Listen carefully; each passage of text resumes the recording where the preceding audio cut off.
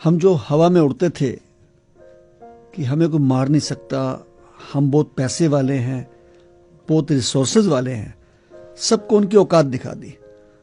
वक्त फिल्म का एक गीत का मुझे अंतरा याद आता है, आदमी को चाहिए वक्त से डर के रहे, कौन जाने किस घड़ी वक्त का बदले मिजाज। और ऐसा मिजाज बदला कि करोड़पति भी घर बैठ गए और साइकिल वाले भी घर बैठ गए, एक सन्नाटा हो गया।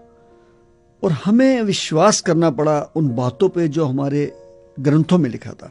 हम अक्सर पढ़ते थे, जगत में झूठी देखी प्रीत, अपने सुख स्यों ही सब लागे, क्या दारा क्या मीत। श्री गुरु ग्रंथ साहब में लिखा था, सुख में आन बहुत मिल बैठत, रहत चहो दिस घेरे, विपत परी सभी संग छाड़त, कौन आवत नेरे।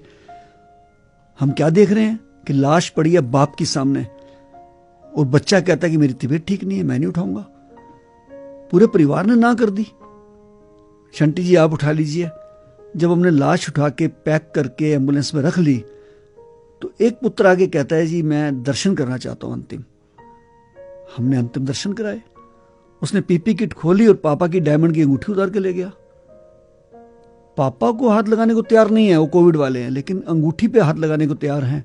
किसी ने मां की बालियां उतारी, किसी ने मरे पड़े माँ बाप के अंगूठे लगवाए। ये सब कुछ अपनी आंखों से देखा है और कहर देखा है हमने। आप लोगों ने तो सुना ही है। मैं तो शमशान घाट के अंदर था एक महीने से ऊपर, और 22 दिन में एम्बुलेंस में ही सोया हूं क्योंकि मेरे परिवार वाले दोबारा पॉजिटिव हो गए थे। इस कोविड ने हमें सिखा दिया और दिखा दिया कि आपका पैसा किसी काम नहीं आना है, आपका किया हुआ नेक काम आना है। आपको जिंदा रहने के लिए सिर्फ परिवार को नहीं पालना, आपने समाज को भी देखना है। और ये निश्चित है कि समाज ने काम किया जहां प्रशासन फेल हो गए। मैं घर पे कभी पानी की बाल्टी नहीं उठाता जी, और मैं शमशान घाट में 80-80 किलो लकड़ी उठा के और दिन में 100 बार रख रहा हूं। और ईश्वर ने इतनी शक्ति दी कि जिस शमशान घाट में 3 डेड बॉडी आती थी वहां 150 की एवरेज हो गई। 150, 40 तो हम घर से लाते थे, 30-40 घर से लोगों के घर में। कोई अमेरिका से फोन आ रहा है, ये हमारे भाई की बॉडी 3 दिन से पड़ी है, कोई पिताजी की बॉडी पड़ी है। कहीं फोन कर रहे हैं, क्योंकि कहीं भी आप देखिए, चाहे यूपी है चाहे दिल्ली है, कहीं भी आप फोन करिए, पेशेंट के लिए एम्बुलेंस है, झगड़ा होने पे पुलिस है, आग लगने पे फायर ब्रिगेड है। लाश के लिए कोई नंबर ही नहीं है। वो घूम फिर के नंबर किसका देते थे? जितेंद्र सिंह शंटी का या शहीद भगत सिंह सेवादल का। हम किसी को मना नहीं करते थे। मैंने अपने हाथों से 4,2500 डेड बॉडी क्रिमेट की है। 4 रिचुअल जो हिंदुस्तान के हमारे रीति के थे वो सब खत्म हो गए जी। कंधा देना, मुखाग्नि देना, अस्थियां चुनना और उसके बाद क्रिया करना, सब भूल गए जी। शमशान तक आते थे, लाश को बाहर रख के चले जाते थे। आज अगर मुझे राष्ट्रपति जी ने पद्मश्री का अवार्ड दिया है, यह अवार्ड कम है, जिम्मेदारी ज्यादा है। क्योंकि वो अवार्ड शंटी को नहीं मिला, वो अवार्ड मेरे ड्राइवर्स को मिला जो शहीद भगत सिंह सेवादल के लिए मेहनत करते हैं। वो शमशान घाट पे काम करने वाले कर्मी, मेरी फैमिली, मेरी मिसेज, मेरे बच्चे, जिन्होंने मुझे अपार सहयोग दिया। और ईश्वरीय शक्ति के साथ साथ उन लोगों की शक्ति जिन्होंने मुझे दिन रात प्रदान की। कोई मुझे लंदन से फ़ोन कर रहा था, कोई अमेरिका से, कोई दिल्ली से, यहाँ तक कि मुझे सऊदी अरब से महिलाएं फ़ोन कर रही हैं कि शंटी जी आपके लिए हमने आज मस्जिद में दुआ करी है। कोई कह रहा हमने मंदिर में दुआ करी है, कोई कह रहा गुरुद्वारे में अरदास करी है। तो ये वो शक्तियाँ बहुत काम आई। इवन दिन मैं शमशान घाट में काम कर रहा था, मुझे उपराष्ट्रपति जी का फ़ोन आया, वेंकैया नायडू जी का, कि शंटी जी हम आपको टीवी पे देख रहे हैं, सारा देश आपके साथ खड़ा है, आप डट के सेवा करिए। उससे हमारे अंदर और शक्ति आ गई। अक्षय कुमार जी ने मुझे फ़ोन किया, शंटी जी मैं ਤੁਹਾਡੀ की सेवा कर सकना वा, और उन्होंने 2 हमें एडवांस एम्बुलेंस भेज दी। टेक महिंद्रा के मालिक आनंद महिंद्रा जी का फ़ोन आया, एक एम्बुलेंस उन्होंने भेज दी। बोले ये चीज़ें ईश्वरीय शक्ति से हुई हैं। ये जो हुआ है शंटी ने नहीं किया है। और मैंने तो जो कहर देखा है आपने सुना भी नहीं होगा, मतलब क्योंकि कई चीज़ें सेंसर्ड होती हैं। दुनिया का ज़िंदगी में मैंने अपने लाइफ में अगर कोई सबसे बड़ा कहर देखा है तो इस पैंडमिक में देखा है। मैं चश्मा लगा के रखता था बहुत बड़ा सा, क्योंकि ताकि आंखों में धूल ना जाए, धुआं ना जाए।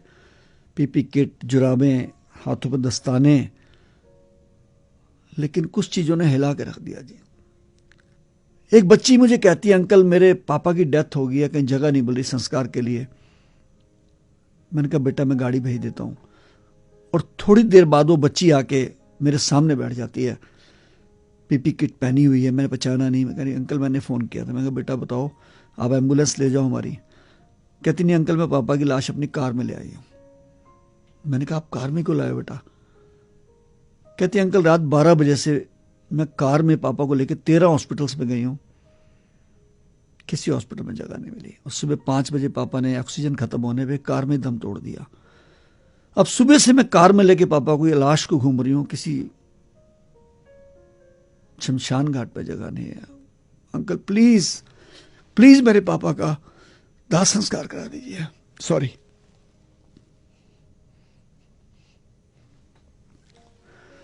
वो चीजें जिंदगी में भूल नहीं सकते जी। किस प्रकार एक मां 75 साल की मेरे पास बैठती है आके, और मैं कहता हूं मां आप, मुझे लगता है आपको मैंने पहले भी देखा कहीं। तो कहने लगी मैं 15 दिन पहले भी आई थी बेटा, मेरे हस्बैंड की डेथ हुई थी, आज मैं दोबारा विधवा हो गई हूं। मैंने कहा माँ जी आप कैसी बात कर रहे हैं? कहने लगी बेटा मेरे 15 दिन पहले पति की डेथ हुई थी, 31 साल का जवान बेटा था। मैंने कहा ये मेरा पति भी और बेटा भी मुझे पालेगा। आज वो भी चला गया। मैं समझता हूं कि हमें बहुत बड़ी नसीहत लेनी चाहिए इस चीज से। मैंने तो अपने जीवन में प्रण कर लिया जी कि अपना पूरा जीवन मैं सेवा में लगाऊंगा। जान चली जाए, जाती चली जाए, सबकी गई है, हमारी भी जा सकती है। सब घरों में बैठे तो मरे हैं, लेकिन काम नहीं छोड़ूंगा, सेवा नहीं छोड़ूंगा। आज मेरे पास 30 डेड बॉडी वाली गाड़ियां और एम्बुलेंसेज है। 24 घंटे मैं अपने सेवा में लगाता हूं। रात को भी फ़ोन उठाता हूं, किसी का भी कोई काम हो मेरे पीछे नहीं हटता। लावारिस बॉडियां 4-5 रोज मिलती हैं पुलिस को, मुझे फ़ोन आता है, मैं उठाता हूं।